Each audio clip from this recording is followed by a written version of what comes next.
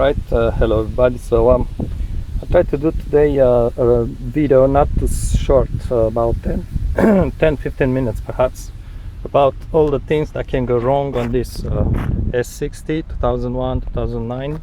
This 2003 non-turbo.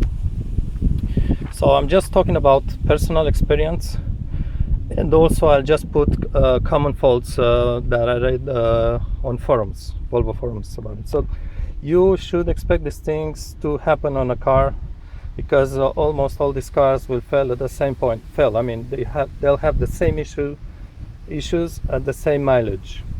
So usually you will probably purchase a used Volvo car with around 100,000 miles on it.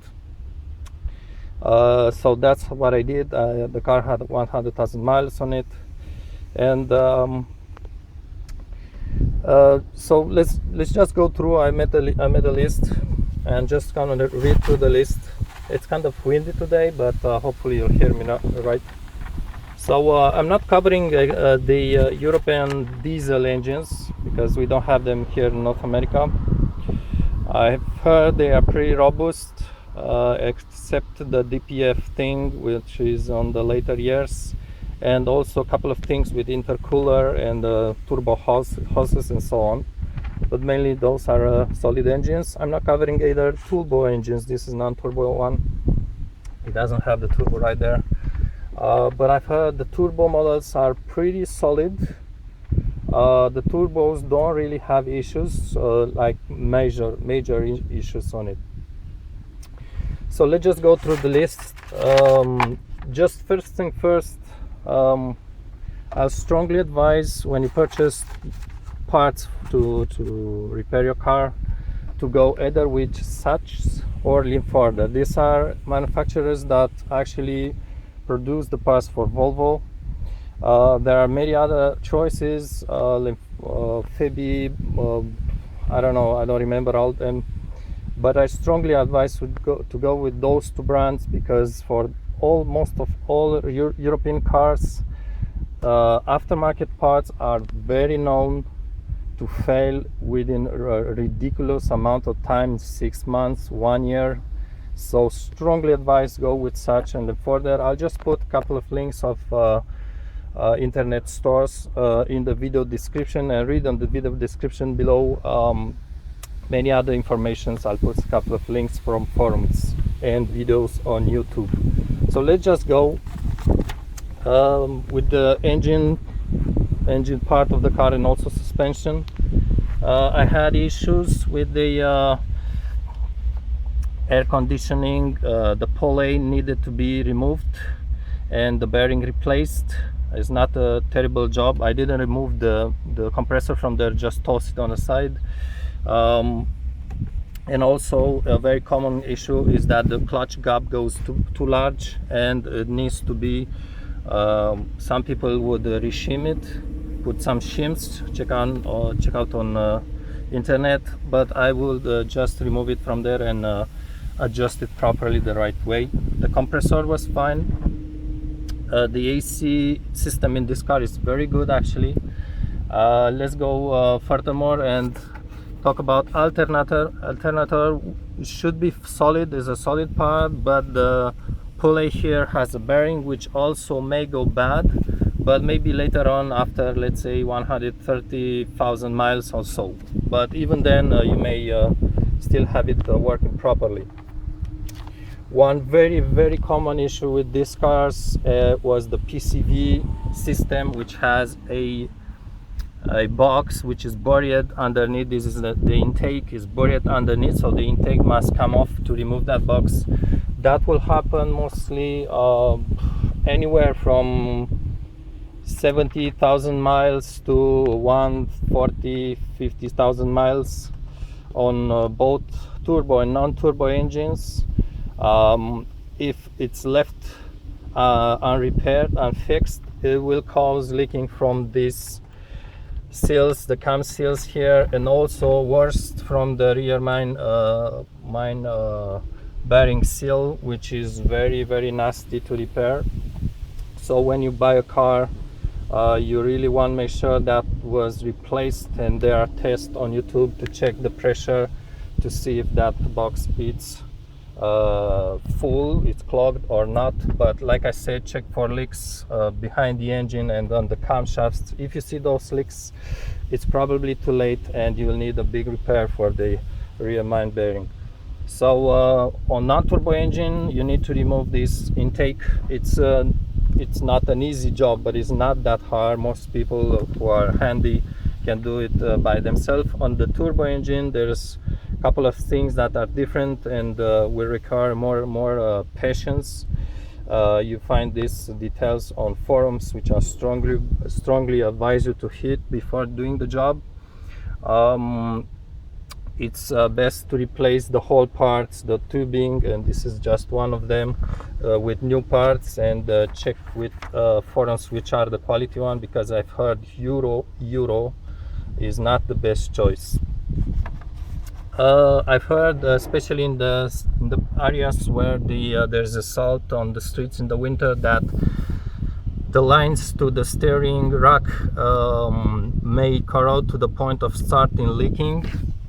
That's one thing, is not very often.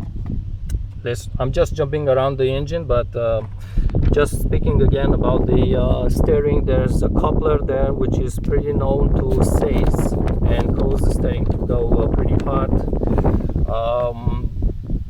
It's not that bad of a repair. Inside, just above the pedals where the steering shaft goes through the floor, there's a rubber with a bearing which also known to come seized. It's very easy to replace. Power steering pump will leak somewhere here at the shaft. Is not that a bad thing. It can be left like this, in my opinion. It will also leak very much here at this connection. You see I put two collars also underneath there, may leak. The pump itself, I think it's okay. Sometimes I've heard of people who the pump wouldn't develop enough pressure, so it may wear, but usually I don't think people would complain about it, because this car actually has quite a few people talking about hard to turn or rather stiff steering. It may cause also noise, and because many people don't use the correct power steering fluid, which is the CHF 211, I think, or 101 type. Is very specific. You can't use anything else on this pump. Just talking about the steering, one other reason the steering might be stiff is because there are bearings here that are wearing time, and the whole front of the car is supported by these bearings, one on each side, and as they become worn, it may cause the steering to be stiffer. But I'll talk later on about the suspension part.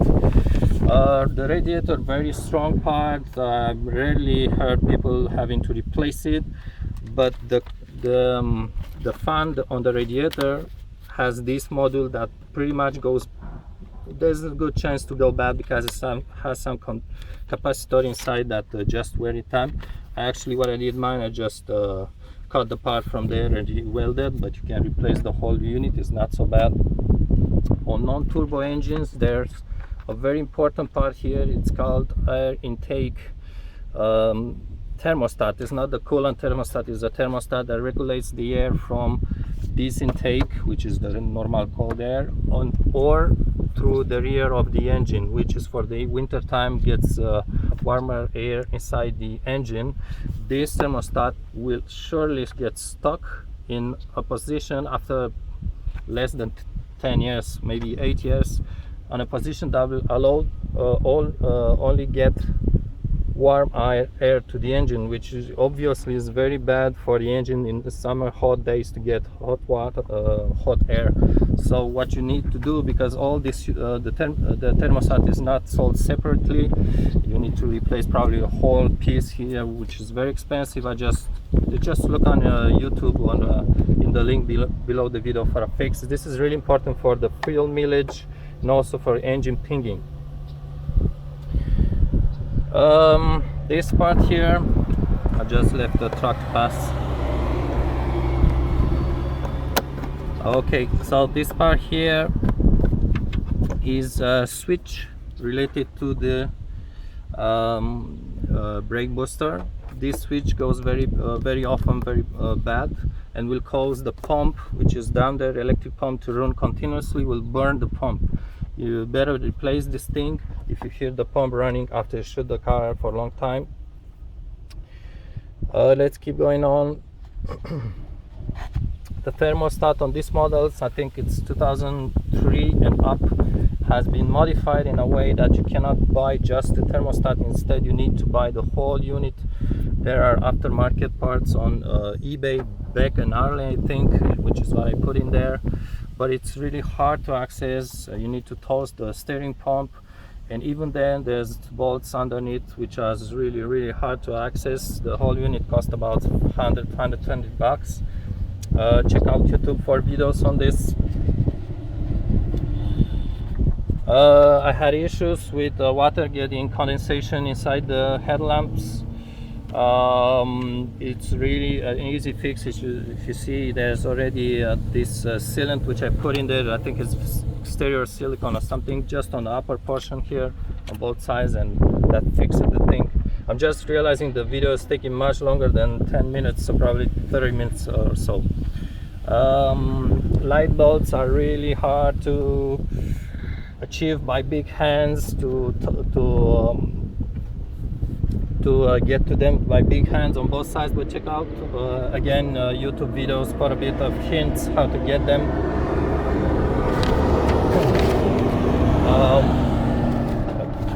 A couple of trucks passing by.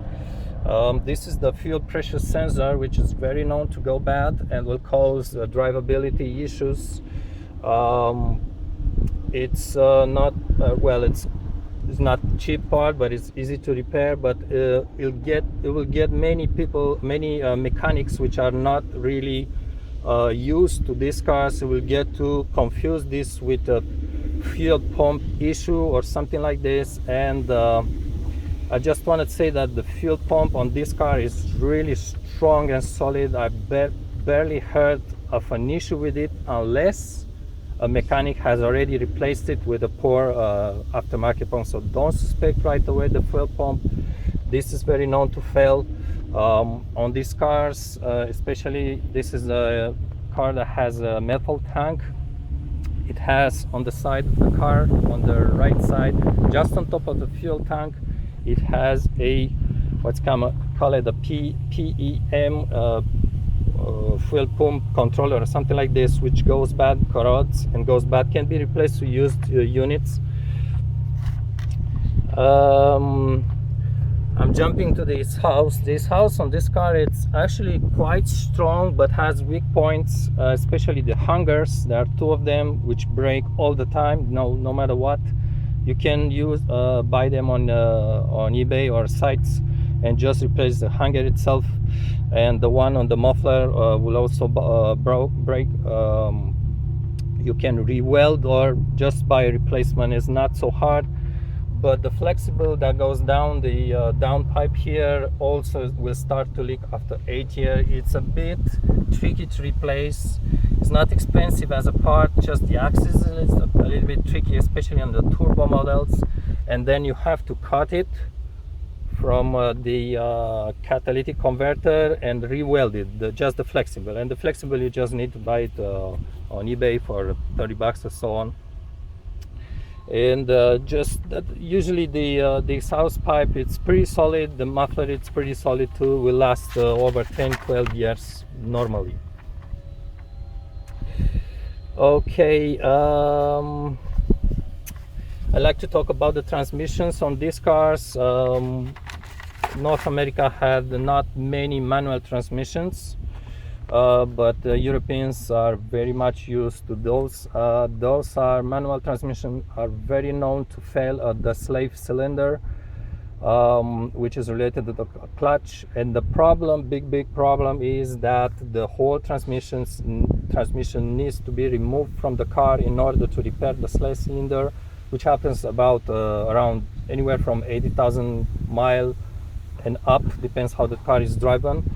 So the transmission is removed, and you need to replace the clutch, you need to replace the pressure plate. Many people would replace the pressure plate with a single, not the double one original. Check out on forums about it, but it's a big job. It's a big and nasty job and expensive. So that's on manual cars. On automatic cars, the 5-speed that we got in US and North America are pretty solid, except for the 2001-2009 models, which are prone to failure. But mainly the problem with the transmission is they didn't, nobody replaced the fluid, because Volvo said they shouldn't replace the fluid, which is completely wrong. So most owners didn't replace the fluid, and now there's a model in front of the transmission here which can be accessed without removing the transmission with solenoids, which are sold on eBay. This will get stuck, will cause hard shifting, especially 1 to 2 to 3rd gear. And there's also a B4 cover which goes bad. Sometimes it's right there, can be accessed without removing the transmission. Also that one will cause especially hard shifts from 2nd to 3rd gear. Going on, throttle body. Yeah, the throttle body may get dirty and cause the RPM to drop at idle. It's pretty easy to clean it, just remove this hose. On non-turbo models, on turbo models it's much harder to access it and to repair it. On later models, I've heard this is the ABS unit with the electrical unit, the computer, and then that's the valve body, and this is the pump. I've heard on earlier models, 2001, 2004, this may fail. It can be repaired. Otherwise, Volvo sells it for a crazy price. The valve body, I think, may fail on a later model, 2005 and up, and can be replaced with a used unit to just match the numbers. I just put a link in the video description about this.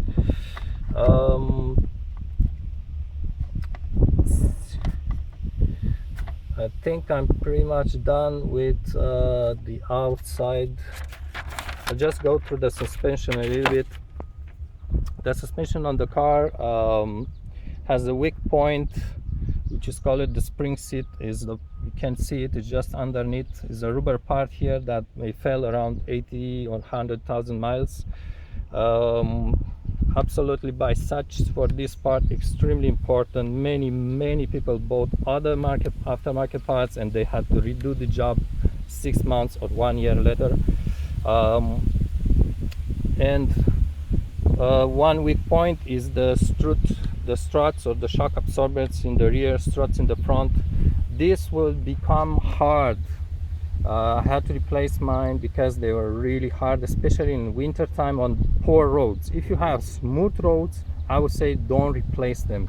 But if you have like poor quality roads, you will notice the suspension is really hard. The struts won't leak, but they just become very hard. And to replace them, I would strongly advise to go with such, which had the blue sticker, or also call it Super Touring.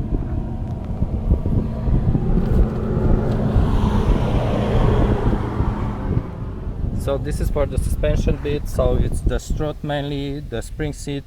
There's a bearing also which gets loose. It's very expensive. You may or may not replace it. Like I said, it may cause hard steering. Down here I didn't have problems with the ball joints. I've heard other people had issues with them, but the main problem here, it's, I'm not sure you can see it, it's the we call this table, suspension table. This goes bad around 100,000 miles. I think in Europe it's called wishbone. Goes bad. By all, and I repeat, all means go with either Limforder on that part or original Volvo. Don't use anything else. You'll have a nasty surprise very soon. I also have the flexible brakes. That's just the line from the caliper was cracked on both sides of my car, so I had to replace it. It's it's important. I mean, it's a safety issue. Okay, so I'm moving inside the car. While inside the car, I would like to say that Volvo for some parts uses very good quality parts, very strong and durable, but other will fail. So it's like a mixture of parts that will fail around 100,000 miles or so, and other parts that will just last over 200,000 miles. So mainly the issues you'll probably have with the radio, these 800 units are prone to fail. There's an amplifier under the seat here. It's prone to get water on it and fail as well. You can replace this unit actually with the 600 unit. It's a smaller unit which is much more solid. I had the cabin blower that goes bad for sure, will start squeaking, especially in cold weather, and also it has a regulator on it that can go bad.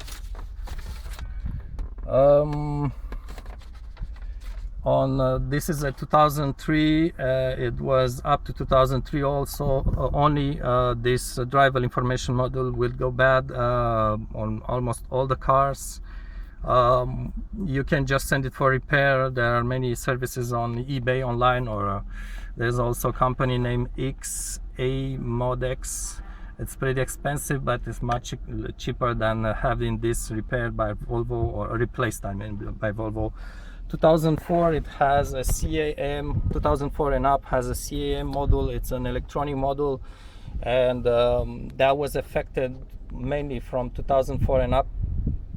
From water ingress, this car has lots of problem with water ingress, and you can send this unit for repair to Volvo.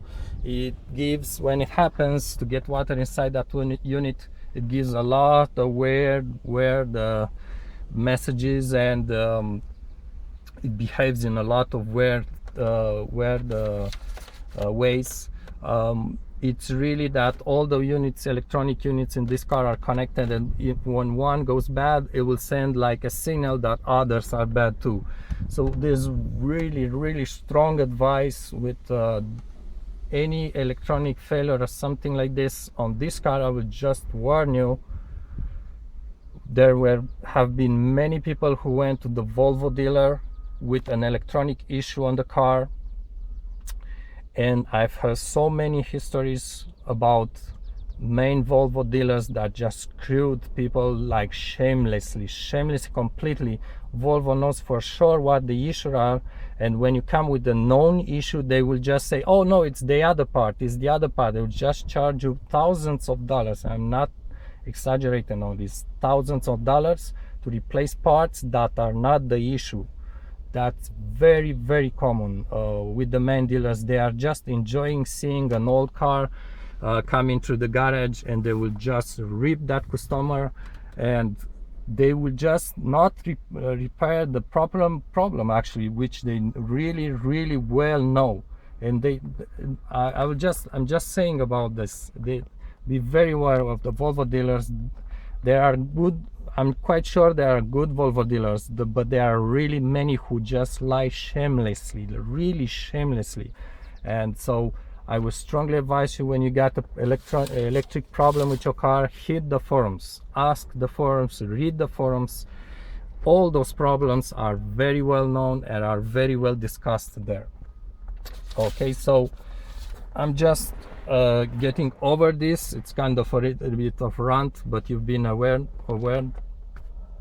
One last thing, yeah, I had an issue with this cover would get stuck like this. It's not bad thing, but one of the probably most annoying things with these cars, it's water ingress. There are people that would just remove the carpets, which are actually rubberized, so if there's water underneath, you will never notice it, and they will just notice they're full of water underneath.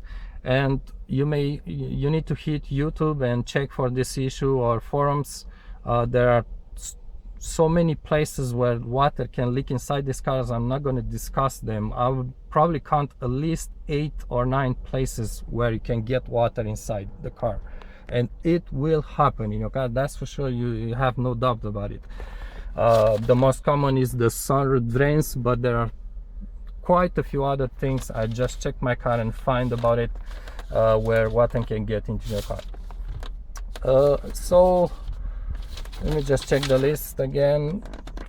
I've read this. The alarm siren goes bad in the car. It's a module that will just make the sound of the alarm. The alarm itself is not affected, but that siren goes bad, can be replaced or disconnected. I had an issue with the air conditioning. Will just work properly, but after 5 minutes will stop blowing anything from the vents here, and the line inside the engine bay would go frozen, just covered with ice. And that was just a sensor, which is here, is a cheap $50 sensor. It's a easy replace. I think I will just put this list also in the video description. Yeah, I'm not talking exactly about the all-wheel driving system, which was very weak until up to about 2006, somewhere in the middle of 2006, if I'm not wrong. They used from 2001 to 2006 on especially on the XC70, XC90, and also on S60, the Air models, or any S60 which come with all-wheel driving. The mechanical part of the Haldex system was very weak.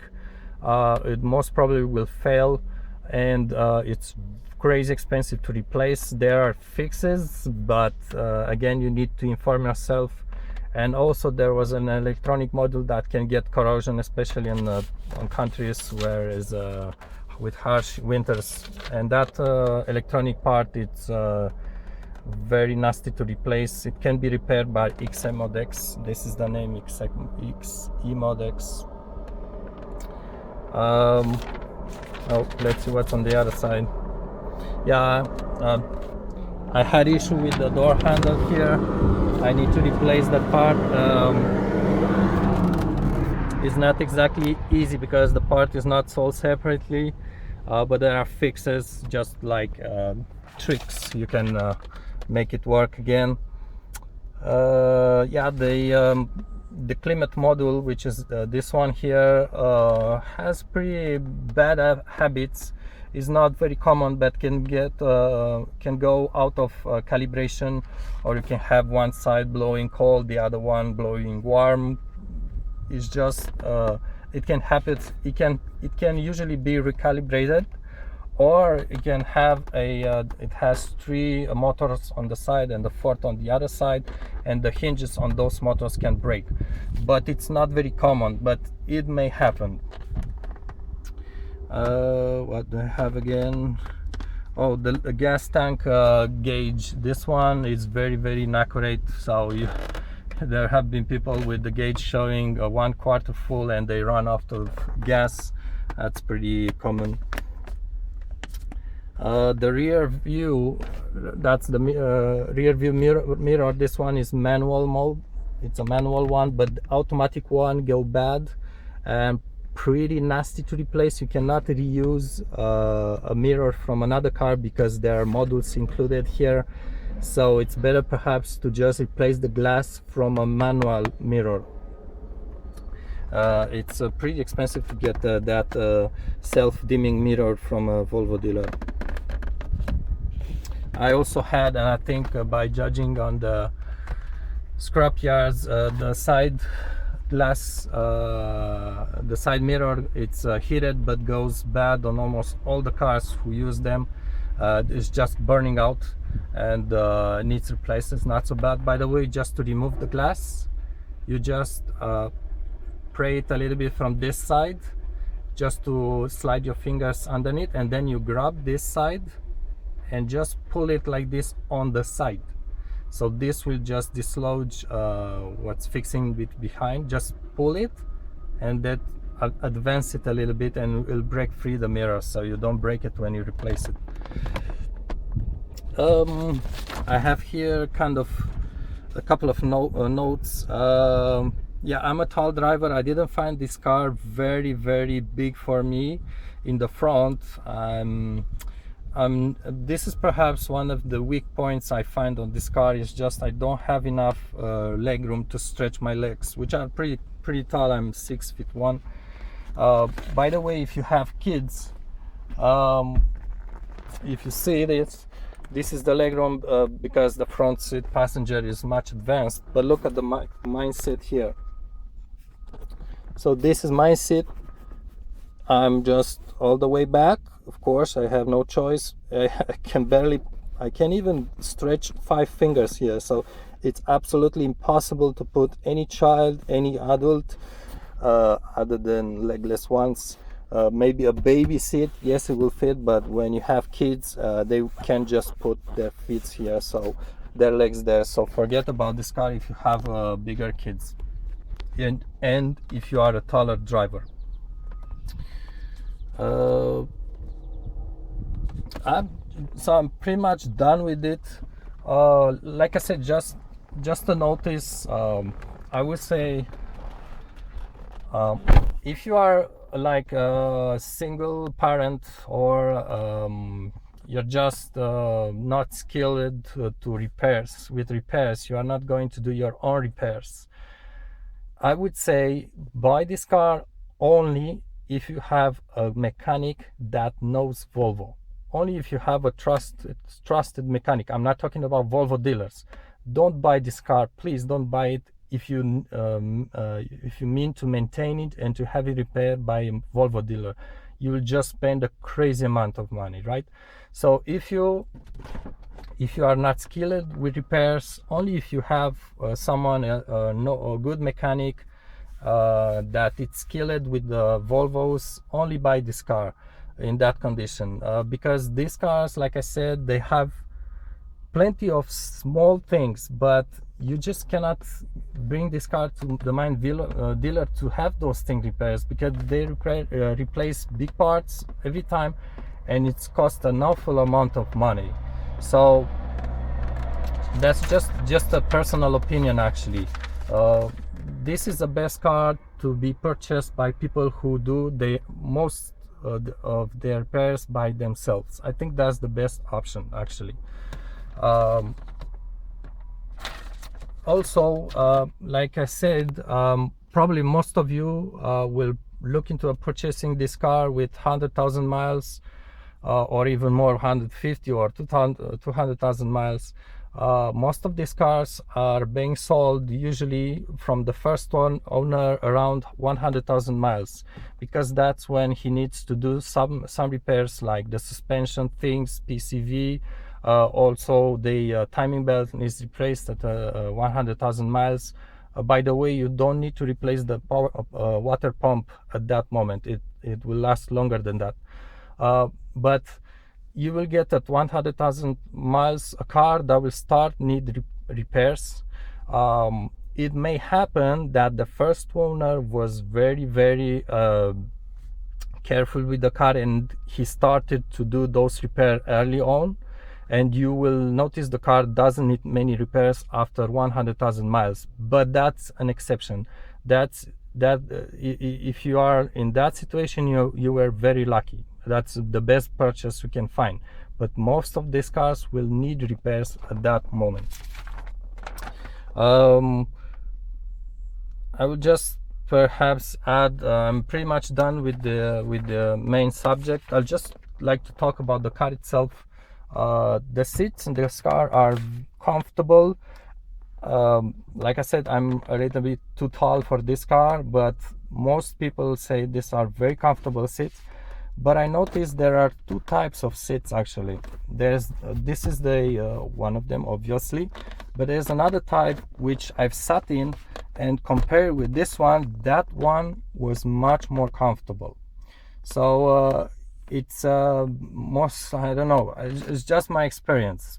Maybe I'm wrong, but it's just my experience that Volvo sold these cars maybe on the very upper levels, upper trims. They put a different kind of cushion on the seat, and the seat just feels completely different. That's just my experience. The car rust wise, it's extremely robust. It's extremely solid with rust. Like, I have not a single place with rust on all over the car, except underneath the car, but it wasn't really bad for a Canadian winter. It's extremely solid. If you see any rust on the outside panels, it means that car was repaired at that place with some cheap materials, I guess. But it's really extremely solid with rust.